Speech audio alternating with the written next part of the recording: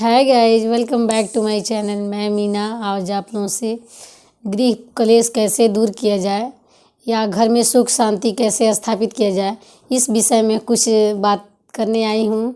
और ये बहुत सिंपल उपाय हैं जिसको हम लोग अगर अपने रूटीन में, डेली लाइफ रूटीन में अगर शामिल करेंगे तो हम लोग के घर में जितने भी वाद विवाद होते रहते हैं, लड़ाई झगड़े होते हैं, या कोई वास्तु संबंधी दोष है या कोई कुंडली का दोष है, तो ये सब समस्याएं हम लोग का ख़त्म हो जाएगी और हम लोग का जीवन सुखमय हो जाएगा। तो मैं आप लोगों को इसी क्रम में बता रही हूँ। हर मंगलवार को शाम के समय अगर अपने घर के मंदिर में पंचमुखी दिया जो आता है, जैसे मेरे पास एक ये पंचमुखी दिया है, ऐसे पंचमुखी दिया में अगर घी रख करके, पांचों में घी रख दीजिए और बत्ती लगा करके इसको जलाइए, कपूर जलाइए, अष्टगंध जलाइए, तो इससे आपके घर में सुख शांति बनी रहेगी। और अगर किसी की बुरी दृष्टि आपके घर पे लगी हुई है, किसी की बुरी नज़र है आपके घर पे, तो भी शांत हो जाएगी। और किसी को मतलब घर में अगर वास्तु दोष है तो वो भी ठीक हो जाएगा। तो ये मंगलवार का अगर पंचमुखी दिया जलाती हैं और कपूर अष्टगंध, तो आपके घर के ये सब कुछ नॉर्मल होने लगेगा। तो एक उपाय तो ये है अपने घर में सुख शांति स्थापित करने का। अब मैं आपको दूसरा उपाय बता रही हूँ, ये भी बहुत आसान उपाय है। गुरुवार या रविवार को गुड़ और घी मिलाकर कंडे पे जलाने से भी घर में शुद्ध ऊर्जा आता है, वातावरण शुद्ध होता है और घर की जो ऊर्जा है वो पॉजिटिव हो जाएगी और घर में सुख शांति धीरे धीरे होने लगेगा और लड़ाई झगड़े कम होंगे, वाद विवाद कम होंगे, परिवार में एकता और प्रेम बनने लगेगा। तो आप लोग ये उपाय भी ट्राई कर सकते हैं। अब मैं आप लोगों को तीसरा उपाय बता रही हूँ। घर में गूगल और कंडे के धुआं भी दिखाने से, जैसे गूगल ले लीजिए, कंडे पे जला लीजिए और घर के प्रत्येक रूम में हर तरफ दिखा करके धुईं मतलब दिखा लीजिए, तो इससे आपके घर में सुख शांति बनी रहती है, परिवार में एकता बनी रहती है। जैसे अभी मैंने बताया कि आप किसी का बुरा नज़र है आपके घर पे, कोई हमेशा आपको लगता है कि हाँ मेरे घर पे बुरा नज़र रखता है आदमी, हमको देख के जलता है, तो ऐसा आपके मन में अगर भावना है, तो आपके घर के प्रति किसी की भावना है, तो सब आपके घर से उसका ऊर्जा आपके घर में नहीं रहेगा, आपके घर में सुख शांति होगी। तो ये सिंपल उपाय है। मैं ऐसे भी बहुत उपाय बता रही हूँ, आप लोग ध्यान से सुनिए और अपने जीवन में अप्लाई करिए, तो निश्चित ही घर में सुख शांति होगी, कलह कलेश दूर होंगे, परिवार में प्रेम बना रहेगा, आपसी प्रेम, और खुशहाली भी बनी रहेगी।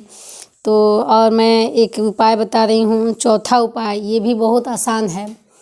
रात में हम लोग क्या करते हैं, खाना पीना बनाते हैं, खाना पीना बना के खाना पीना खा लीजिए। खाने के बाद किचन को साफ़ कर लीजिए, अगर मेड है तो ठीक है छोड़ दीजिए, थोड़ा बहुत जो इधर उधर बिखरा बर्तन है सिंक में रख दीजिए।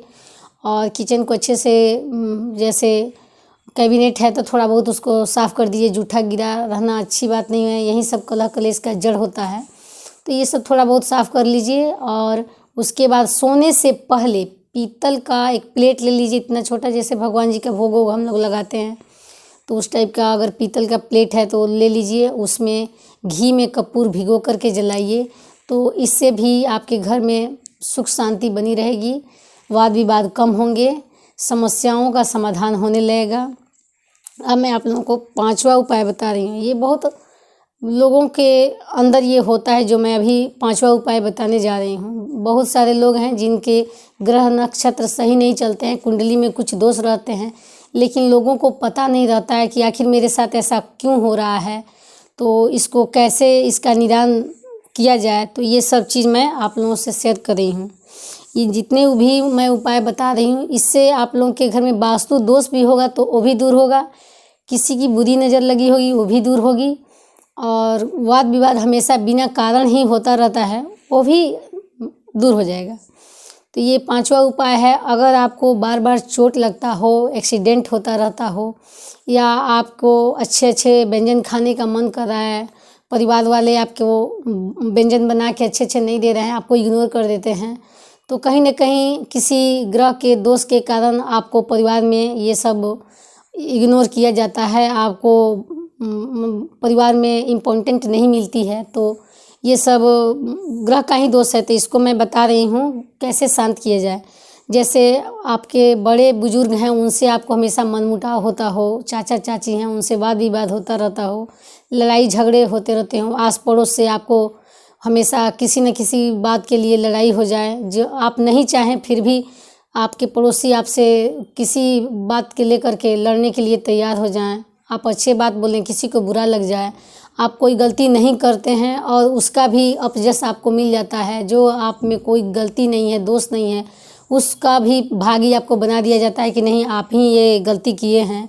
या समाज में बहुत ज़्यादा मेहनत करने के बाद भी अगर आपको सफलता नहीं मिल रही है, तो इन सब कारणों से कैसे निदान मिले, कैसे इससे छुटकारा मिले और हम लोग कैसे इससे मुक्ति पाएँ, इसके लिए बहुत आसान और सिंपल उपाय है कि एक मैं मंत्र बता रही हूँ, उसका जाप करिए तो निश्चित ही आपको लाभ मिलेगी। मंत्र इस प्रकार है, ओम विकटाय नमः, ओम विकटाय नमः। इस मंत्र का अगर 108 दाने की माला से 40 दिन तक रेगुलर अगर आप जाप करते हैं, कोई भी व्यक्ति अगर जाप करता है और सफ़ेद गाय को घी लगा करके रोटी खिलाता है, मछलियों को खाना खिलाता है, ये सब चीज़ें अगर कुछ दिन तक आदमी करता है, कोई भी लेडीज हो, जेंट्स हो, बच्चे हों, बुजुर्ग हों, कोई भी हो, अगर ये रूटीन कुछ दिन तक अपना बना लेता है तो निश्चित ही उनको इन सब बातों से, इन सब चीज़ों से छुटकारा मिलेगा और मन में एक विश्वास भी बढ़ेगा, हीन भावना भी खत्म होगी और नहीं होता है मानसिक तनाव, वो भी दूर होगा, मन में थोड़ा सा खुशी फील होगी, पॉजिटिव ऊर्जा अंदर लगेगा। तो ये सब अगर आप करेंगे तो निश्चित ही आपको लाभ मिलेगा और घर में वाद विवाद भी कम होगा। ये सब चीज़ सब मतलब नॉर्मल होने लगेगा धीरे धीरे। अब मैं आप लोगों को एक छठा उपाय बता रही हूँ, ये भी बहुत आसान उपाय है। बहुत लोग हैं जिनके पास रोजी रोजगार का कोई साधन नहीं है, परिवार को पालने के लिए उनके पास आर्थिक कठिनाइयों का बहुत ज़्यादा सामना करना पड़ रहा हो, तो रामचरितमानस का एक चौपाई मैं बता रही हूँ। रामचरितमानस का ये चौपाई राम बाण के तरह काम करता है। अगर आदमी मतलब कोई व्यक्ति हो या बच्चे हों जो अभी बड़े हुए हैं, अपना एजुकेशन कंप्लीट किए हैं, उनको नौकरी नहीं है और अपने फादर के ऊपर निर्भर हैं, तो वो चाहें कि हाँ परिवार का बोझ थोड़ा सा हम बांट लें, तो उनको रोजी रोजगार भी मिलेगा इससे, जो मैं उपाय बता रही हूँ। तो ये उपाय है रामचरितमानस का चौपाई। ये चौपाई मैं बता रही हूँ, सुनिए ध्यान से। बहुत आसान चौपाई है लेकिन बहुत फायदेमंद चौपाई है। तो चौपाई इस प्रकार है, विश्व भरन पोषण कर जो ही ताकर नाम भरत अस होई। चौपाई एक बार फिर से सुन लीजिए, विश्व भरन पोषण कर जोई ताकर नाम भरत अस होई। इस चौपाई को अगर 108 दाने की माला से 40 दिन तक लगातार कोई भी व्यक्ति जाप करता है तो निश्चित ही उसको इसका फल मिलेगा। क्योंकि जब सृष्टि का निर्माण हुआ तो राम जी ने लक्ष्मण जी से कहा कि अगर इस सृष्टि में कोई भी व्यक्ति भूखा रहता है तो उनके भोजन का मतलब पेट भरने का जो साधन है वो भरत जी को पूरा करना था। भरत जी को ये जिम्मेदारी मिली थी कि कोई भी व्यक्ति भूखा नहीं रहे, उसका पेट पालने की जिम्मेदारी भरत जी को दी गई थी। और सभी जानते हैं राम जी के कितने प्रिय थे भरत जी। तो भरत जी के इस चौपाई का अगर कोई भी आदमी 108 दाने की माला से 40 दिन तक जाप करेगा तो राम का कृपा तो मिलना ही है, क्योंकि राम के प्रिय हैं भरत जी।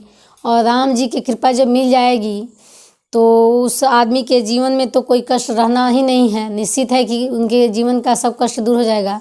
तो इस तरह इस चौपाई से अगर 108 दाने की माला से 40 दिन तक कोई व्यक्ति जाप करता है तो नौकरी का धीरे धीरे उसके जीवन में योग बनने लगेगा और वो आदमी धीरे धीरे अपने परिवार को पालने में सक्षम हो जाएगा। तो मैं जितने भी ये उपाय बताई हूँ ये बहुत ही सरल और आसान उपाय हैं।